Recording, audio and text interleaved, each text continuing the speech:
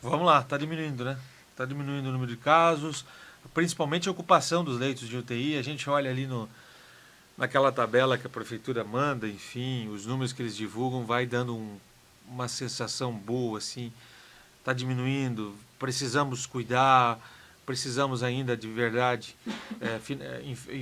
sim, cuidar, né? Alguns critérios são necessários, mas a coisa está melhorando. Isso é uma sensação boa.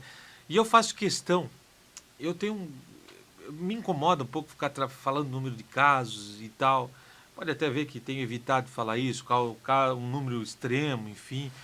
Até porque, em respeito, por exemplo, quantas pessoas ficam doentes de outras doenças diariamente?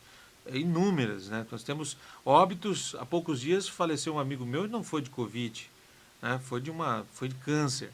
Enfim, infelizmente isso temos, né?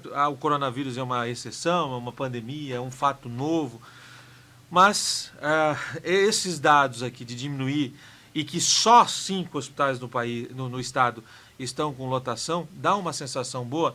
E aí a gente até começa a questionar. Se são 5, vamos dar uma amenizada levando, chamando atenção para outros hospitais, enfim. E é o que está fazendo o sistema de saúde da nossa cidade ou das outras cidades aqui citadas. Claro, uma coisa não tem nada a ver com a outra. A questão dos cuidados, a questão da atenção, a questão das recomendações necessárias, isso tudo continua. Agora, essa boa notícia, esse estímulo diante dessa melhora, de que o pico de casos já passou, certamente vai nos fazendo bem. Inclusive, a própria secretaria admitiu que esperava um número maior de casos. Eu já ouvi algumas autoridades, alguns especialistas falando isso, que havia uma expectativa muito maior. Algumas medidas deram certo. A gente questiona algumas outras, por exemplo, essa do horário.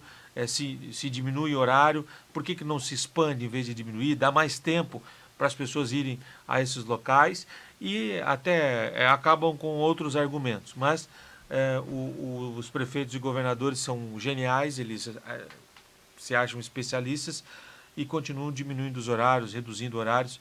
O que tem que reduzir é espaço, lotação, e não horário de atendimento. Se um restaurante fica aberto 1 hora e precisa atender 100 pessoas, as 100 pessoas estarão em 1 hora. Só que se o restaurante atende 100 pessoas em 3 horas, vai reduzir esse número de pessoas, essa lotação, esse trânsito de pessoas. Mas eu não sei, não consegui entender ainda porque eles pensam diferente os geniais políticos do nosso país. O nosso prefeito, por exemplo, é um deles que tem essa genialidade nessa expectativa e nessa atuação.